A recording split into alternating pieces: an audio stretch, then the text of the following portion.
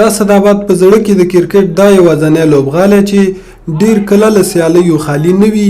تازه پکې د هېواد په کچه دویمه درجه لوبې پیل شوي. هسې خو دا میدان د کورني کرکټ د لوبو جوګه دی، خو لوبغاړي په دې باور دي چې که په معیاري ډول ورغول شي نو لرې نه ده چې نړیوالې لوبې به پرې هم ترسره شي. کونړ یو له هغو ولایتونو دی چې آب و هوایي د دې لوبې د ترسره کولو لپاره په اوړي او ژمي کې مناسب ده. لوبغاړي دا لوبغالی د سترو لوبو لپاره مناسب ګڼي او له مسؤولینو غوښتنه کوي چې پاملرنه ورته وکړي.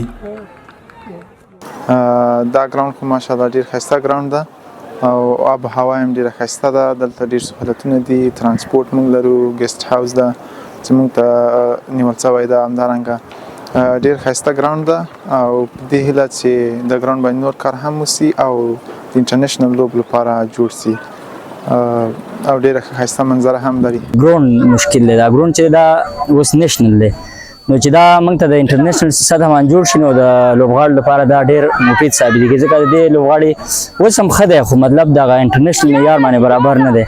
مسؤلین هم غوښتنه دا ده چې چېرته دا موږ ته په انټرنیشنل معیار باندې برابر کړي نو دا به د لوبغاړو لپاره په تجربې په لحاظ باندې او هم د هغې د نړیوالو لوبو سره به هغې آشنایي پیدا کړي چې دا زموږ میدان چې شي انټرنیشنل معیار باندې شي. بل د تماشیانو ډېره ستونزه ده، تماشیان غریبانان په خاورو او خزلو کې ناست وي او د هغې لپاره ډېر امکانات نه دي برابر. د کرکټ دا لوبې د هېواد په کچه څلورو ولایتونو کې ترسره کیږي. کونړ کې د کرکټ ادارې مسوولین وايي له روانو لوبو څخه یوه موخه د ځوانو استعدادونو پلټل دي او ترڅنګ یې کونړ کې د دې لوبو په پیلېدو سره ګڼو خلکو ته کاري بوختیاوې هم رامنځته شوي. دوی باور لري که دا لوبغالی د نړیوالو لوبو لپاره جوړ شي نو نه یوازې کونړ بلکې ټول هېواد لپاره به یوه اقتصادي سرچینه وګرځي.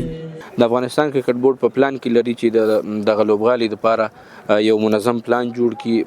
په دا تېرو ورځو کې هم د ښارسازۍ وزارت نه ځینې یو هیئت راغلی، هغوی پوره ډاډ راکړه چې دغه د زراعت کومه ساحه چې تاسې ته ښکاري او د لوبغالي منځ ته راغلې ده دا به انشاءالله د کرکټ بورډ په واک کې ورکړي. کرکټ بورډ پلان لري چې په دغه ځای باندې په نړیوال معیار باندې یو برابر لوبغالی ورغی تر څو د تماشچیانو د ناستې ځای، همدارنګه د لوبغاړو د ناستې ځای، د دې ترڅنګ میلمستون او دفتر نو انشاءالله کرکټ بورډ پلان لري چې دغه ستونزه ژر تر ژره حل کړي. کرکټ چې په دې وروستیو کې د هېواد یو له مشهورو او مهمو لوبو څخه ګڼل کیږي، کونړ کې مینوال د دې لوبغالي د معیاري جوړېدو تمه لري. ګوندې یوه ورځ پرې نړیوالې لوبې هم ترسره شي.